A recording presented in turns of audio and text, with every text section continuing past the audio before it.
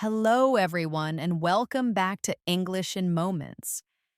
I'm Elena, and I am so glad you've decided to join me today for the first part of a special two-part series designed to tackle one of the most important steps toward achieving true natural fluency.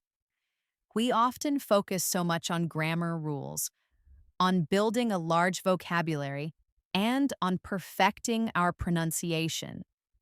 And while all of those things are absolutely essential, there is another layer to fluency that often gets overlooked in traditional learning. I'm talking about reactions. Those small, immediate, almost automatic responses we give in everyday conversations. Think about it. When someone pays you a compliment, you have a ready made phrase like, oh, that's so kind of you to say. These aren't complex sentences, but they are the bedrock of natural flowing conversation. They signal understanding, they build rapport, and they make you sound less like someone who is translating in their head and more like someone who is truly present and engaged in the moment.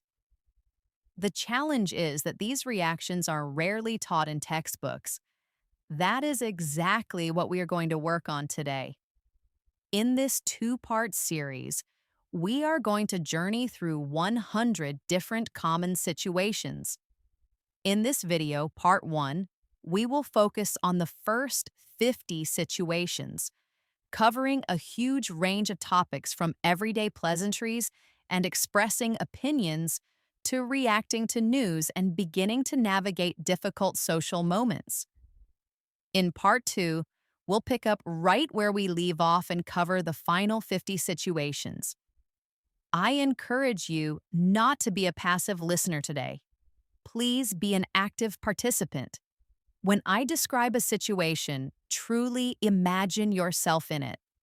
When I offer a reaction, say it out loud. Repeat it. The more you practice, the more these phrases will be there for you when you need them. Are you ready to transform the way you interact in English? I hope so. Let's begin our journey. We'll start with the very bedrock of daily social life, everyday pleasantries and positive interactions. These are the small, polite exchanges that allow our interactions to be smooth, friendly, and positive. Getting these right with natural warmth is the first step to sounding truly fluent and approachable. Our first situation is responding to a greeting from a stranger. Imagine you're walking your dog in the park early in the morning as the sun is coming up. Another person walking their dog approaches, makes brief, friendly eye contact, smiles, and says a simple, morning. Of course, a simple good morning back is perfectly fine. But to add a touch of warmth, you could say, morning, you too, which acknowledges their good wish and returns it. An even friendlier option is, good morning. Beautiful day, isn't it? This uses the shared context of the lovely weather to build a fleeting connection. Or you could comment on the shared activity. Morning, looks like our dogs are eager to say hello. The nuance here is subtle but important. Saying morning, you too is efficient and friendly, whereas commenting on the day or the dogs is warm and personalizes the interaction. One thing you'll want to avoid is simply nodding or looking away, which can be perceived as unfriendly. A full, formal, good morning to you as well, sir, would also sound far too stiff in this casual context. The goal is always to match their friendly energy. Let's move to our second situation, a classic you'll face every day, responding to, how are you? Picture this. You're in the office kitchen getting your first coffee of the day, and a colleague you know fairly well walks in. Hey there, she says with a smile. How are you? The textbook answer, I'm fine, thank you. And you, while grammatically perfect, can sound a little robotic. For a more natural and positive response, you could say, I'm doing great, thanks. Ready for the weekend. How about you? This adds a nice personal touch.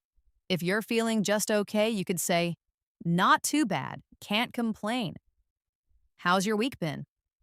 Or if you're busy, a very relatable response is, hanging in there. It's been a busy one. Hope yours is going well. Notice the nuance here. Saying doing great is upbeat and positive.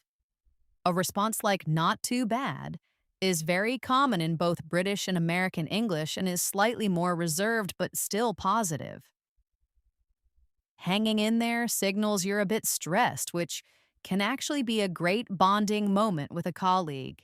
What you want to avoid, unless you're talking to a very close friend, is giving a long, detailed list of your life's problems. This question is usually a social pleasantry, a softball to start a conversation, not a genuine request for a deep analysis of your well being. Let's try it out right now. Imagine I'm your neighbor and we're both taking out the trash. I see you and say, hey, how's it going? Go ahead and give me a natural, friendly reply. Wonderful. Moving on to our third situation, let's talk about expressing gratitude for a small favor. You're entering a coffee shop and your hands are full. You're juggling a laptop bag, a coat, and your phone. Someone in front of you notices and holds the heavy glass door open for you. A simple thanks is okay, but we can do better.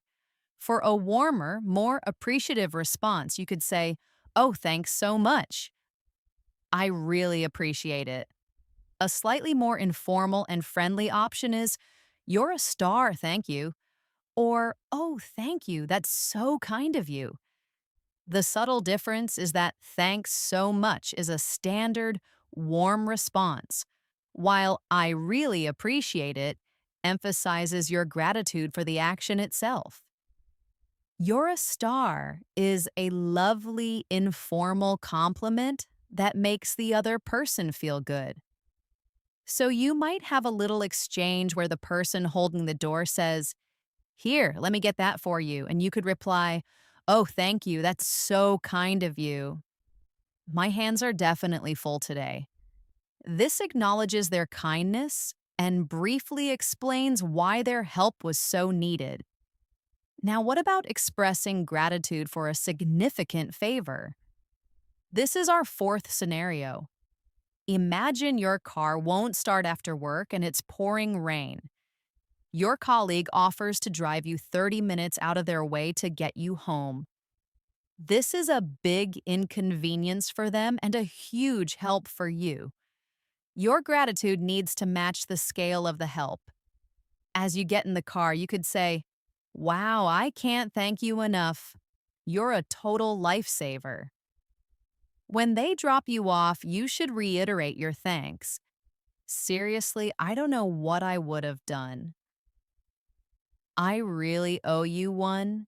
Using a common hyperbole like lifesaver shows just how much you needed their help. And I owe you one is a very important idiom that means you will return the favor in the future.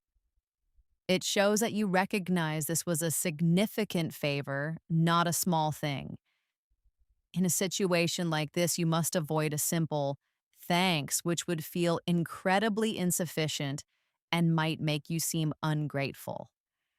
You need to show that you understand the sacrifice they made for you. Let's flip that situation for our fifth point. How do you respond when someone thanks you? Let's say you've just given your friend a ride and they say, thank you so much for the lift, I really appreciate it. The standard you're welcome is always correct and polite. But for small favors, there are other common and friendly responses like, no problem at all, or don't mention it. If you were genuinely happy to help, you could say, it was my pleasure, or a very warm, anytime. The nuance here is that no problem minimizes the effort on your part. making the other person feel less like they were a burden. My pleasure is slightly more formal and very gracious, making it perfect for a professional setting.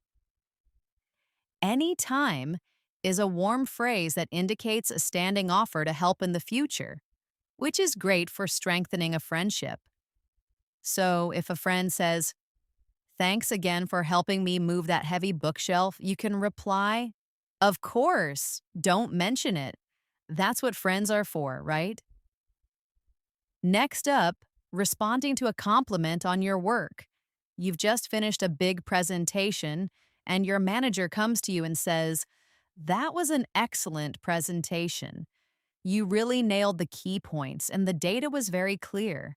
Why it's crucial to accept the compliment graciously and professionally. You could say, "Thank you so much.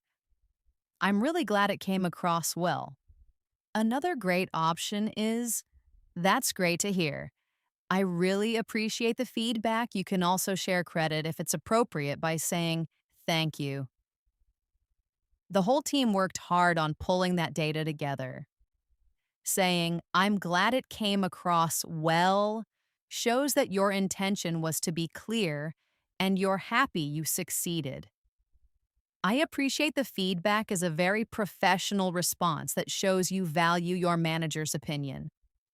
And sharing credit is the hallmark of a good team player. A very common mistake to avoid is being overly self deprecating, saying something like, "Oh, it was nothing," or "I thought it was terrible, I was so nervous," can be awkward because it dismisses the manager's judgment and can sound like you're fishing for more praise. It's always best to accept compliments with confidence and grace. Similarly, how do you respond to a compliment on your appearance?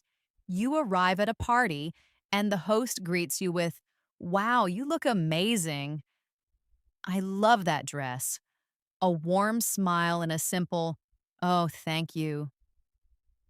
That's so sweet of you to say," is a perfect response.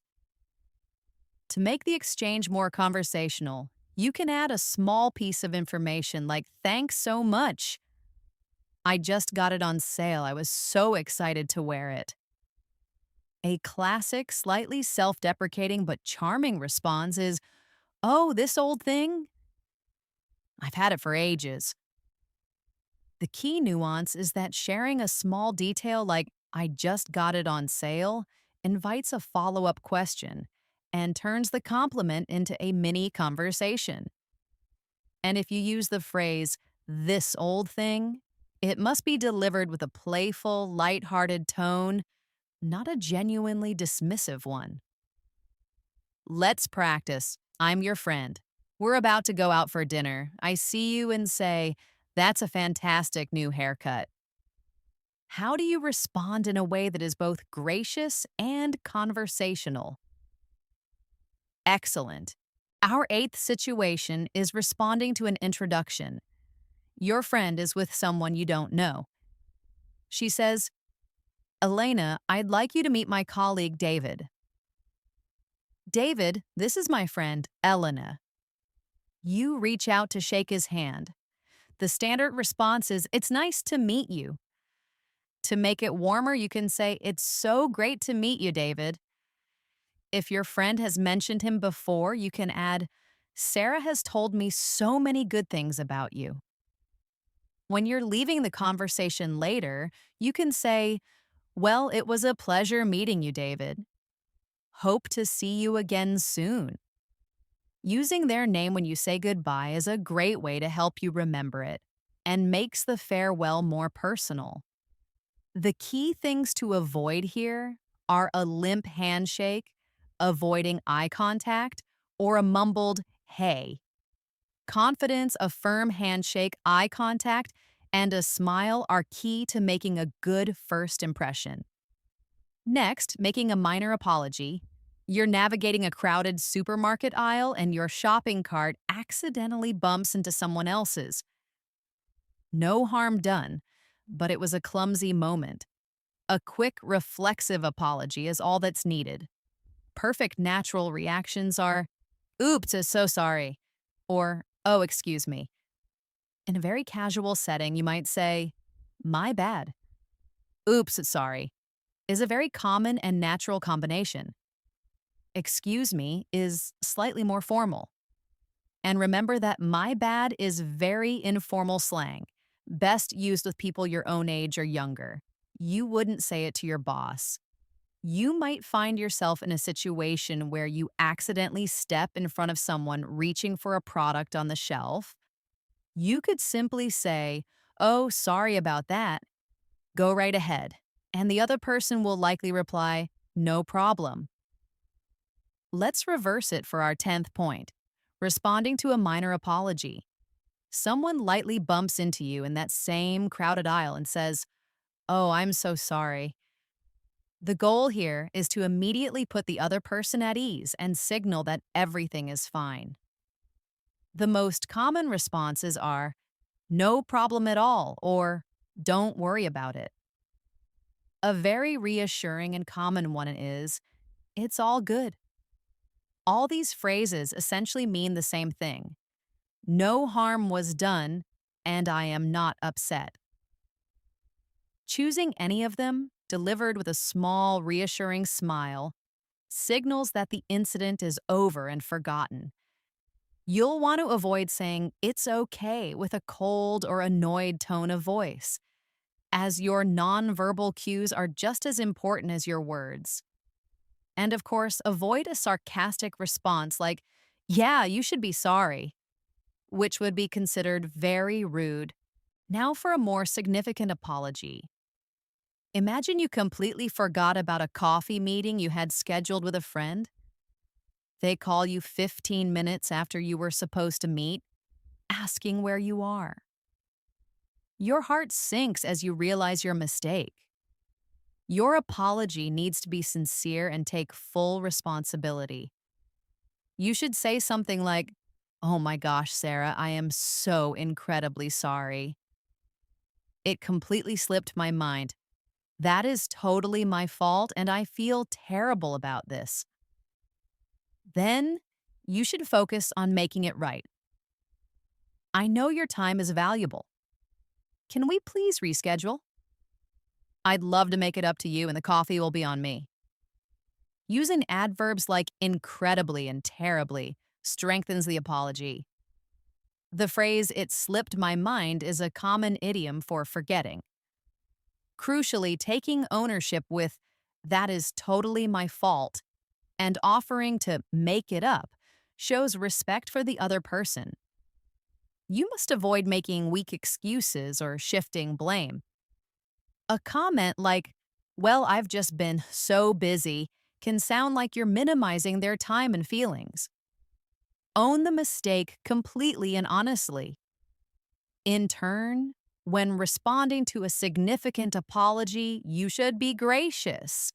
If your friend apologizes profusely for forgetting your meeting and they clearly feel bad, a gracious response shows understanding and preserves the friendship. You could say, "Hey, it's all right. These things happen. Please don't worry about it." To truly put them at ease, you could add a touch of empathy.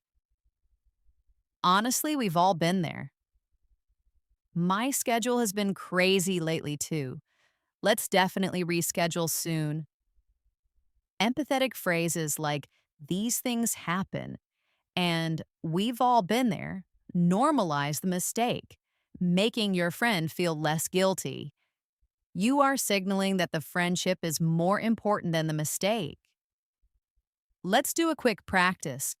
"I'm your colleague. I was supposed to email you an important file yesterday, but I completely forgot."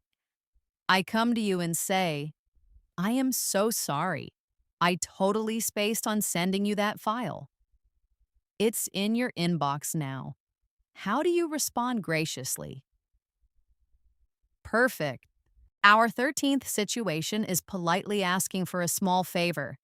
You're in a meeting and your pen runs out of ink. You need to ask the person next to you, whom you don't know very well, if you can borrow one. Instead of a blunt, "Can I borrow a pen?" Oh, it's better to soften the request. You can use phrases like, "Excuse me, could I possibly borrow a pen, please?" Or, "I'm so sorry to bother you, but would you happen to have a spare pen I could use?" The phrase, "could I possibly," is very polite and slightly tentative. "Would you happen to have," is a wonderful and considerate phrase because it acknowledges that they may not have one, which lowers the pressure on them. For example, you might say, "Excuse me, my pen just died. Would you mind if I borrowed one for the rest of the meeting?" The colleague would likely reply, "Not at all, here you go." In response to that request, you want to be positive and willing. So, if you're the colleague with the extra pen, a cheerful and willing response is best. You could say, "Of course, here you go," or a more casual, "Sure thing." If it's a simple pen you don't need back, you can be generous and say, "Absolutely, keep it. I have plenty. Sure thing," is casual and friendly, and offering for them to keep it is a warm gesture that makes the interaction even smoother. Another very polite and welcoming way to grant permission is the phrase, "Be my guest." Let's finish this section by initiating a conversation with a colleague. It's Monday morning, and you're in the office break room with a colleague from another department whom you'd like to get to know better. You're both waiting for the coffee to brew. A great way to start is with a shared, safe topic. "Morning, Sarah. How was your weekend? Do anything fun?" Is a classic for a reason. You could also make a lighthearted complaint about a shared experience. "Phew, surviving the Monday morning traffic was a battle today, wasn't it?" Or you can start with a work-related compliment. "Hey, I saw your team's update on the new client. Look like a huge win. Congratulations." Asking about the weekend is friendly and open-ended. Commiserating over traffic can build camaraderie. And a specific positive compliment about their work is a fantastic way to start on a high note. The key is to keep it light, positive, and focused on shared neutral ground. So you should avoid starting with a heavy personal topic or a negative complaint about the company. Now we move into the heart of conversation, our second category, expressing opinions and feelings. This is where we share our perspectives, connect on an emotional level, and build deeper relationships. Mastering this language allows you to be a much more dynamic and engaging conversationalist. We'll begin with expressing strong agreement. Your friend says, "I can't believe how good that new cafe's coffee is. It's the best in the city." You feel exactly the same way. You can go beyond a simple, "I agree," and use enthusiastic phrases like "absolutely" or "100%." A very strong and common phrase is, "You can say that again." To show you had the exact same thought, you can say, "You took the words right out of my mouth." Absolutely is a great all purpose agreement. The idiom, "you can say that again," means you agree so strongly it's worth repeating. And "you took the words right out of my mouth" expresses a feeling of a shared mind, which is great for building rapport. You could also have a mini dialogue. If your friend says, "This new season of our favorite show is just brilliant," you could reply, "Isn't it? I was worried it wouldn't live up to the hype, but it's exceeded all my expectations." This agrees and adds a specific reason, deepening the conversation. But what about when you only partially agree? This is a common situation where nuance is key. A colleague states, "I think working from home is always more productive than being in the office." You see both sides of the issue. You need to acknowledge their point before introducing your own. You could say, "That's a valid point," and the flexibility is great, but I do think there's value in person collaboration. Another excellent phrase is, I agree with you up to a point, but I find I miss the clear separation between work and home life. Or you could say, I see what you're saying, however, I think it really depends on the type of work you're doing. Phrases like that's a valid point show respect for their opinion. I agree up to a point clearly signals a nuanced view. The important thing to avoid is a blunt, you're wrong, which shuts down the conversation. The goal is to add to the discussion, not end it. Next, let's tackle polite disagreement. This can be one of the most challenging areas for language learners. In a team meeting, a colleague suggests a strategy you believe is flawed. They say, we should launch the new feature next week full scale. You think it's too risky. The key is to be respectful and non confrontational. Instead of, that's a bad idea, try framing it from your perspective. I see it a little differently. I'm concerned a full scale launch might be premature without more testing. Another approach is to offer an alternative. I appreciate the enthusiasm to launch quickly. What if we started with a smaller beta test to gather some data first? A gentle way to express doubt is simply, I'm not so sure that's the best approach right now. Saying I see it a little differently is a soft way to introduce a contrary opinion. Posing your idea as a what if question is collaborative, not combative, because it invites discussion. Let's practice. I'm your friend. I say, I think we should drive to the concert. It's only 3 hours. You know that traffic will be terrible and parking will be a nightmare. How do you politely disagree and suggest taking the train instead? That's a great diplomatic response. Now let's talk about expressing certainty.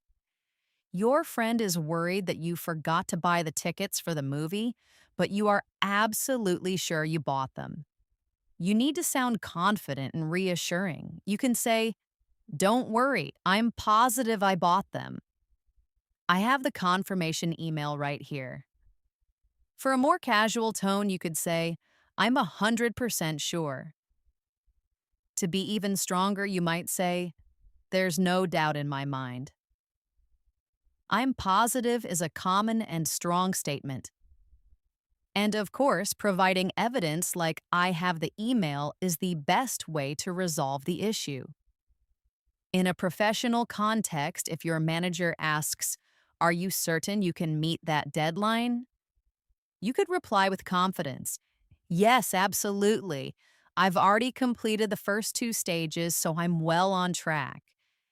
In contrast, we also need to know how to express uncertainty or doubt. Someone asks you for the name of the actor in a movie and you're not sure. It's always better to be honest about your uncertainty. You can say, I'm not entirely sure, but I think it might be, or I could be wrong, but I have a feeling it's. These phrases manage expectations and show humility. If you are truly undecided between two options, you can use the idiom, I'm on the fence about it. For instance, you could say, I'm on the fence about whether to take the job offer, which vividly paints a picture of being in the middle, unable to choose a side. Let's move to expressing happiness and excitement. Your best friend calls you with amazing news. I got the job. The one I really wanted. Your reaction should be effusive and match their energy. You could exclaim, oh my gosh, that's fantastic news. I'm so incredibly happy for you. Or, no way. Congratulations. That is amazing. You totally deserve it. When you're excited about something yourself, like an upcoming vacation, you can say, I absolutely can't wait to go, or the informal, I'm so pumped for this trip. I'm so happy for you as a core phrase, but adding adverbs like incredibly or absolutely really amplifies the emotion. And saying you deserve it is a powerful statement that validates their hard work. You'll want to avoid a lukewarm, oh, nice, which can be perceived as jealousy or indifference. On the other side of the emotional spectrum, we also need to know how to express sadness or disappointment. A friend tells you, ugh, my flight just got canceled. I'm going to miss the wedding. Your immediate response should be empathetic. Oh no, that's awful. I'm so sorry to hear that. It's also important to validate their feelings by saying, you must be so disappointed. Oh, if you're expressing your own disappointment, for instance, if a concert is canceled, you could say, oh, what a bummer. I was really looking forward to that. Or, that's such a shame. Bummer is an informal but very common word for a disappointing situation, while that's a shame or that's a pity are slightly more formal. A short, empathetic dialogue might go like this. Your friend says, I didn't get into the program I applied for, and you could respond, oh, I'm so sorry to hear that. I know how much you wanted it. That's really tough. Next is expressing surprise or disbelief. Your friend, who has always claimed to hate running, tells you, so I signed up for a marathon. For genuinely shocking but positive news, you can say, you're kidding me, or no way. Are you serious? For something truly unbelievable, you might exclaim, I can't believe it, or I'm speechless. The nuance is that a phrase like, you're kidding me, can be used for both positive and negative surprises. Your tone of voice makes all the difference. I'm speechless is for a truly monumental surprise. After your initial reaction, your follow up question is key. Wow, tell me everything. What made you decide to do that? Let's practice. I'm your roommate. I tell you, I just won a trip for two to Hawaii. What is your immediate shocked and excited reaction? Perfect. Now, what about expressing worry or concern? You see a friend who looks very tired and stressed. You want to check in with them. You should approach them gently. Hey, is everything okay? You seem a little down today. If they tell you about a problem, show concern by validating their feelings. That sounds really stressful. Or, I'm sorry you're going through that. Saying you seem a little down is a gentle way of showing you've noticed a change without being intrusive. The phrase, I'm sorry you're going through that, is incredibly validating. The most important follow up is a genuine offer of support. Please let me know if there's anything I can do. A crucial thing to avoid is immediately jumping to offering solutions unless they ask for advice. Sometimes people just need to be heard and understood. Sometimes you need to express indifference when you don't have a strong feeling one way or another. Your friends are debating where to go for dinner. One asks you, do you have a preference? Italian or Mexican? If you truly don't care, you can show you're flexible and easygoing by saying, honestly, I don't mind either way, or I'm easy. Whatever you all are in the mood for. Another common one is, it's all the same to me. But be sure to deliver it with a smile so it doesn't sound dismissive. I'm easy is a very common, informal way to say you have no preference, and it helps make the decision making process easier for the group. Finally, in this section, let's talk about expressing confusion. You're in a meeting and a colleague is explaining a new software process using a lot of technical jargon, and you get lost. Well, it's much better to ask for clarification than to pretend you understand. You can politely interrupt by saying, I'm sorry, I'm a bit lost. Could you explain that last part again? Or, I don't think I'm following. What do you mean by API integration? A very natural phrase is simply, I'm not quite getting it. Prefacing your question with, I'm sorry or excuse me softens the interruption. Being specific about what you don't understand helps them to help you. Admitting I'm not getting it is a sign of an engaged listener, not a stupid one. A quick example would be if a speaker says, so you just have to reroute the sub-level directories. You could interject with, sorry to interrupt, I'm not quite following. Could you walk me through what that means? That brings us to our third category, social interactions and navigating conversations.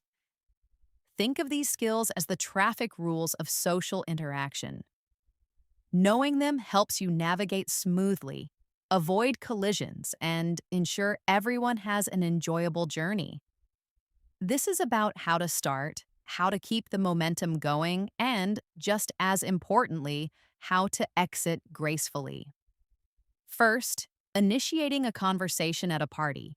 You're at a party where you only know the host. You see someone standing alone by the snack table looking approachable. You want to start a chat, but just saying hello feels a bit abrupt. The easiest and most effective way to break the ice is to use your shared context. You could say, this is a great party, isn't it? The music is fantastic. Or you can ask a question related to your shared connection. Hi, I'm Elena. How do you know Sarah, the host?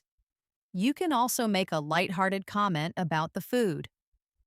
I can't stop eating these little cheese puffs. Have you tried one? They're dangerously good. An observational comment is a low pressure, while a direct question about the host is a classic way to find common ground. What you want to avoid is a generic hello that goes nowhere, or an overly personal question right at the start, like, so, what do you do for a living? Let the conversation flow to that point naturally. Once you've successfully started a conversation, you need to keep it going.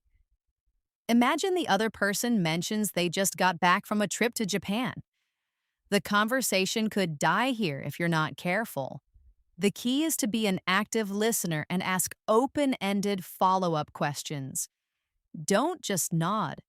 Show genuine curiosity by saying something like, oh, wow, Japan. I've always wanted to go.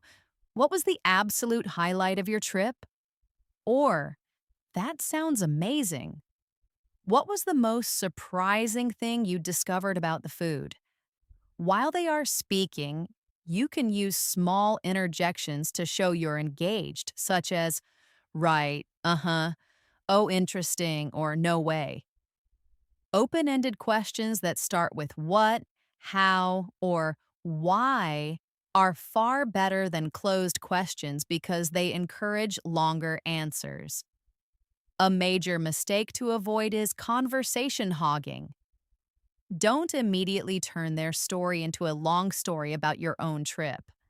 The formula for good conversation is to ask, listen, and then relate. Sometimes you need to interrupt politely. You're in a fast-paced team brainstorm and two colleagues are going back and forth on an idea. You have a crucial piece of information, a budget constraint, that completely changes the viability of their plan. You need a phrase that acknowledges the interruption while asserting the importance of your point. You could say, sorry to interrupt, guys, but I just have a quick point to add about the budget for this. Or, if I could just jump in for a moment, I think we're forgetting that the client specified. In a more urgent situation, you might say, excuse me for a second, but that deadline was actually just moved up. Sorry to interrupt is the standard polite formula, while if I could just jump in is slightly more assertive, but still collaborative. The key is to be brief. Let's practice. Your two friends are excitedly planning a trip for Saturday, but you just checked the weather, and there's a massive storm forecast. They're in the middle of debating which hotel to book. How do you politely jump in to warn them? Good, that's both polite and effective. Next, asking for clarification when you didn't hear something. You're in a noisy cafe and your friend is telling you a story. They say something, but a loud espresso machine starts right at that moment. You couldn't make out the words. You should be direct and polite. Sorry, I didn't quite catch that. It's a bit loud in here. A more informal version is, sorry, what was that again? You can also ask them to repeat just the last part, which shows you were listening. Sorry, you said you went where? Saying, I didn't quite catch that is a softer, more polite way of saying, I didn't hear you. Blaming the external noise makes it clear the issue isn't with their speaking. A common mistake is to just say, what, with a questioning intonation, which can sound abrupt. And never just nod and smile if you didn't understand. But what if you heard the words but didn't understand the meaning? For instance, your boss uses a business idiom you've never heard before, like, before we proceed, we need to make sure all our ducks are in a row. You have no idea what this means. It is always better to ask than to misunderstand a key instruction. You could say, I'm not familiar with that expression. What does getting our ducks in a row mean in this context? Or, could you put that another way for me? I'm not sure I understand. A great professional phrase is, just to make sure I'm on the same page, could you clarify what you mean by that? Using this phrase frames your question as a desire for alignment and clarity, which is a sign of a diligent employee, not a sign of weakness. Changing the subject is another crucial skill.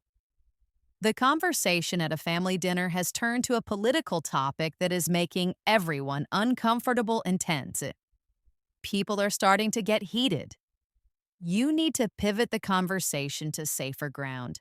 A smooth transition is best. Try to find a weak link to a new topic.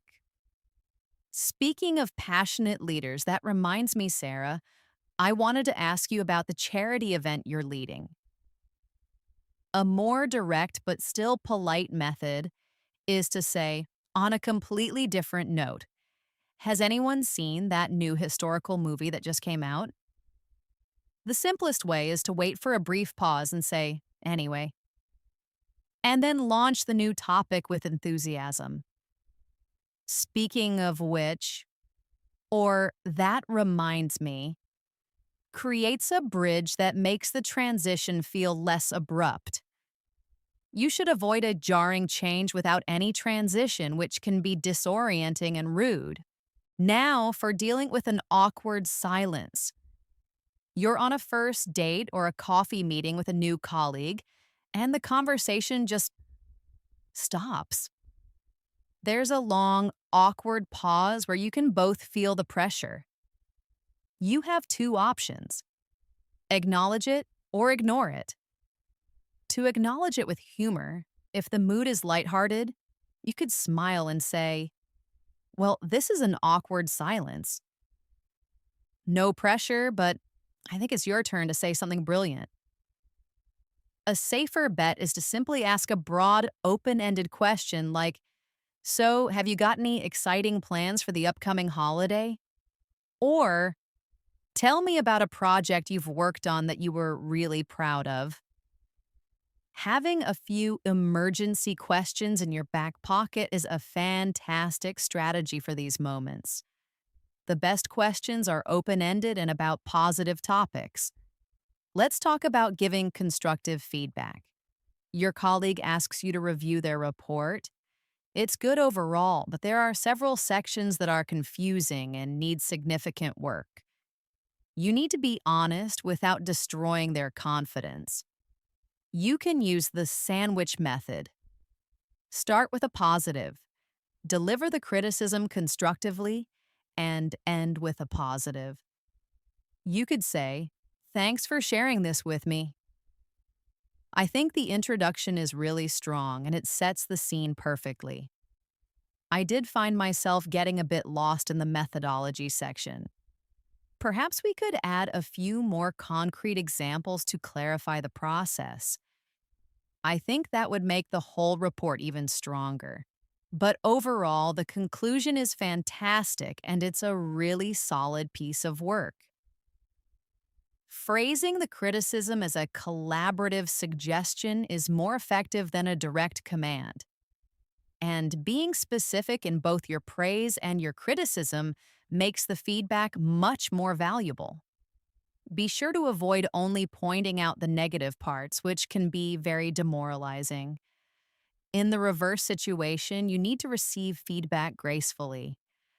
Your manager is having a performance review with you. She says, "Overall, you're doing great work, but I'd like to see you being more proactive in team meetings and sharing your ideas more often." Your goal is to show you are open, coachable, and receptive, not defensive. The best response is, "Okay, thank you for that feedback." That's really helpful to know, and it's something I'll definitely work on. To show you're taking it seriously, you can ask for specifics. "I appreciate you pointing that out. Could you give me an example of a situation where I could have contributed more, just so I have a clear idea?" Thanking the person for the feedback immediately signals maturity and professionalism. You should avoid getting defensive and making excuses. A response like, "But I do talk in meetings. It's just that no one listens," will make you seem difficult and unwilling to learn. Finally, in this section, let's cover ending a conversation gracefully. You're at a networking event and you've been talking to one person for 10 minutes. You need to move on and meet other people, but you don't want to be rude. You need to give a clear but polite closing signal. Start with a concluding phrase like, "Well, it was so great talking with you and learning about your work." Then state your intention. "I'm going to grab another drink before the speaker starts, but it was a pleasure to meet you." It's also great to mention a future connection. "I'll be sure to connect with you on LinkedIn." Enjoy the rest of the event. The opening well often acts as a conversational signal that you're about to wrap things up. Providing a reason for leaving makes the exit smoother. Let's do a quick practice. You're on the phone with a friend who is very talkative. You need to go because you have an appointment in 10 minutes. How do you politely and kindly end the call without making them feel cut off? That's a great way to do it. Now we move to our fourth category, reacting to news and information. Life is a constant stream of news, big and small, good and bad. Our reactions to the information people share with us are fundamental to our relationships. Responding with the right level of enthusiasm, empathy, or interest can make people feel valued, heard, and connected to you. Let's start with reacting to big, positive news, like an engagement. Your best friend calls you screaming with excitement, "He proposed! We're engaged!" Your reaction must be effusive and match their high energy. You should exclaim, "Oh my gosh, are you serious? That's the most incredible news. Congratulations to you both. I'm so thrilled for you." You must then immediately ask for details. "Tell me everything. How did he do it? Let me see the ring." Using phrases like, "Oh my gosh, it's incredible news," and adverbs like so thrilled amplifies your happiness for them. A major mistake to avoid is a calm, flat, "Oh, that's nice. Congratulations! This would be a friendship damaging response, as it would signal jealousy or a complete lack of interest. For smaller positive news like a promotion, your response should be warm and validating. If a work colleague you like tells you, hey, just wanted to let you know I got the senior manager position, you should respond with, hey, that's fantastic news. Congratulations, that's brilliant. A powerful addition is to say, it's so well deserved. You've been working so hard for this. The phrase well deserved is a huge compliment because it says you have seen their effort and you believe their success is earned, not just lucky. A mini dialogue could be your colleague saying, I finally finished that certification course. And you replying, that's great. I know you were putting in a lot of hours on that after work. You must be so relieved. This shows you remember their struggle and can share in their relief. Next, reacting to big negative news like a job loss. A friend calls you, their voice trembling, and says, they just had a round of layoffs at my company. I I lost my job. Your immediate reaction should be one of shock and empathy. You should say, "Oh my God, no. I'm so sorry to hear that. That's just awful." The next step is to focus on them, not the situation, by asking, how are you holding up? Are you okay? Then offer unwavering support. Listen, I'm here for you, whatever you need. Seriously, just call. The first reaction must be emotional support, not practical advice. Phrases like, that's awful, validate their feelings. You should avoid immediately saying, don't worry, you'll find something better. While well intentioned, this can feel dismissive of their current pain. Empathize first, strategize later. For smaller, frustrating news, a simple, validating response is all that's needed. If a friend texts you, ugh, my train is delayed by an hour, so frustrating, you can reply, oh, that's so annoying, or, ugh, what a pain. You can add a bit of sympathy. Hope you get moving soon. Words like annoying, frustrating, and a pain are perfect for these low stakes negative situations because you are simply mirroring their frustration. Another example would be a friend saying, I just spilled coffee all over my white shirt and I have a big meeting in 10 minutes. And you replying, oh no, that's the worst. What a terrible time for that to happen. Now for reacting to shocking or unbelievable news. You're having coffee with a friend and they say casually, by the way, I saw a famous movie star at the grocery store this morning. This calls for playful disbelief and excitement. You could say, get out of here. No way. Who was it? Or, you've got to be kidding me. That's insane. Did you talk to them? Get out of here and get out of town are common informal idioms that mean I don't believe you in a friendly, excited way. The key is to immediately ask for more details. Let's practice.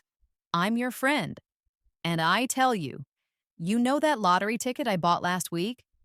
I just checked the numbers, and I won. What is your immediate jaw on the floor reaction? Yes, that's the energy.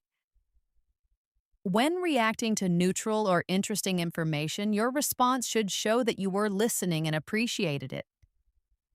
If someone shares a fun fact, like, did you know that octopuses have 3 hearts? You could say, oh, that's really interesting. I never knew that. Or a more informal, huh, how about that? You can also turn it into a question to show genuine curiosity. Really? Why do they need 3? Asking a follow-up question is the best way to show you're genuinely interested. For example, if a colleague says, apparently the new coffee machine also makes hot chocolate, you could respond, oh, dangerous. I didn't know that. I'll have to try it out. While a friend is telling a long and dramatic story, you can use phrases to encourage them to keep going. As they pause, you can interject with phrases like, and then what happened? Or, oh my gosh, don't leave me hanging. Or simply, wow, that's wild. So what did you do? These are called continuers, and they are active listening cues that tell the speaker you are invested in the story. Don't leave me hanging is an idiom that means don't stop in the middle of the story. A blank stare should be avoided, as the storyteller might think you're bored. Sometimes you need to react with skepticism. A friend known for exaggerating tells you, I caught a fish this big, while holding their hands 3 feet apart. You can express your doubt in a playful, teasing way. Oh, really? Are you sure it wasn't this big? While holding your hands even further apart. A common phrase is, I'll believe it when I see it. You can also say with a smile, I think you might be exaggerating just a little bit. Your tone of voice is everything here. It needs to be light and humorous, not accusatory. A quick example, if your friend says, I'm definitely going to start getting up at 5 a.m. every day to go to the gym, you could laugh and say, sure you are. I'll give it a week. When you are asked for your opinion, it's often good to buy yourself a second to think. If your manager turns to you in a meeting and asks, Elena, what's your take on this proposal? You can start with a phrase that acknowledges the question, such as, that's a good question. Let me think about that for a moment. This is a subtle compliment to the asker and gives you time to formulate your thoughts. Then you can state your opinion clearly. My initial reaction is that, or the way I see it, the main advantage is.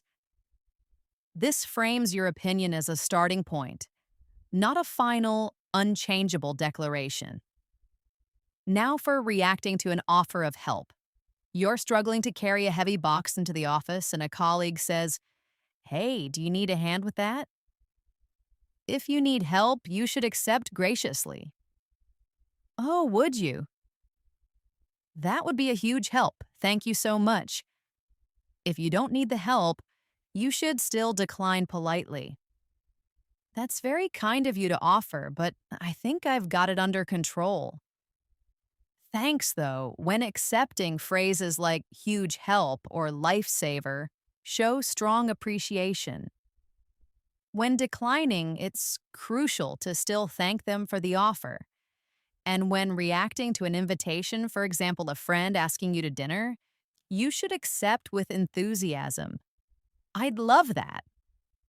That sounds like fun. What time? To decline, be gracious, and provide a soft reason. Oh, that sounds amazing, but I'm so sorry I can't make it on Saturday. I have a prior commitment. I'm so bummed to miss it, though. Oh, it's always a good idea to suggest a future plan, like, but please let's catch up really soon. You don't need to give a highly detailed excuse. A prior commitment is sufficient. Expressing regret by saying, I'm so bummed, shows that you wish you could go, which softens the rejection. Our final section for today begins our look at handling awkward or difficult situations.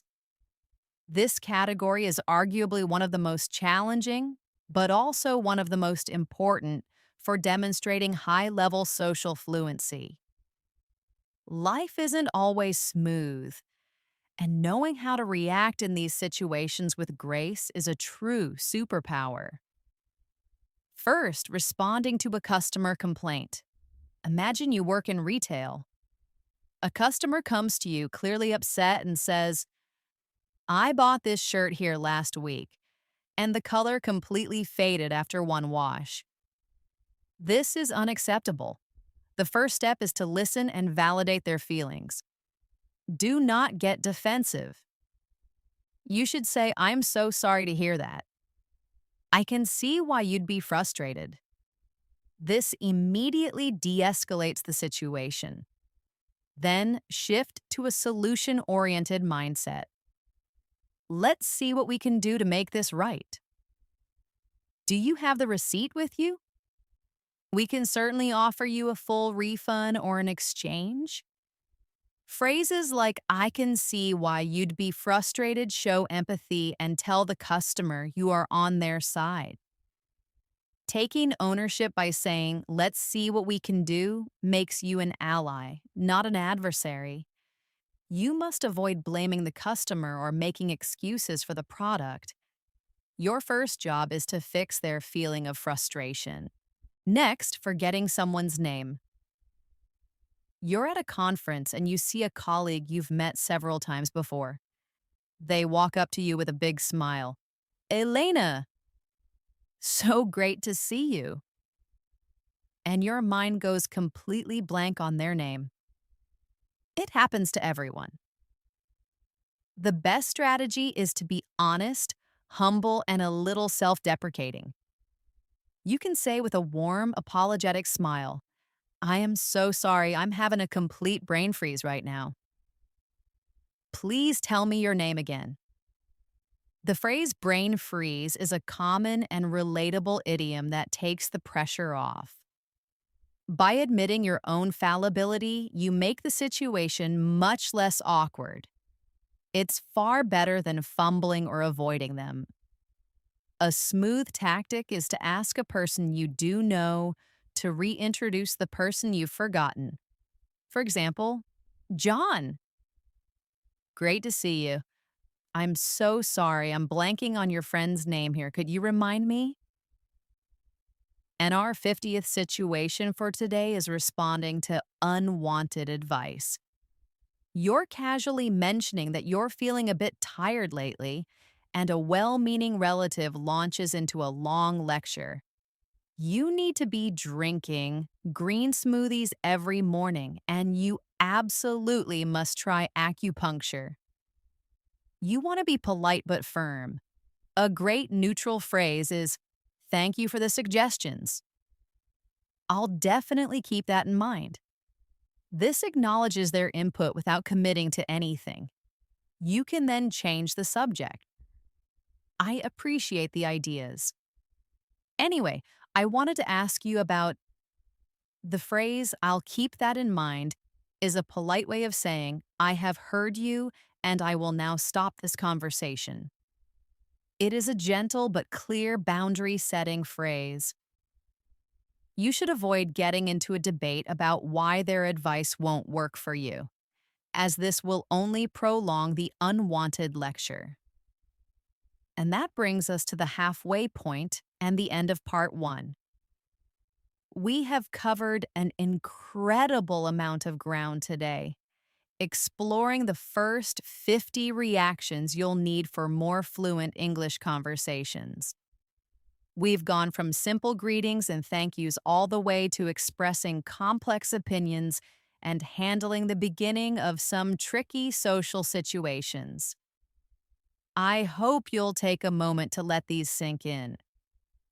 Choose just a few new phrases that you found helpful and try to use them this week. The more you actively practice, the more natural these reactions will become. Be sure to join me for the next video, part 2, where we will complete our journey.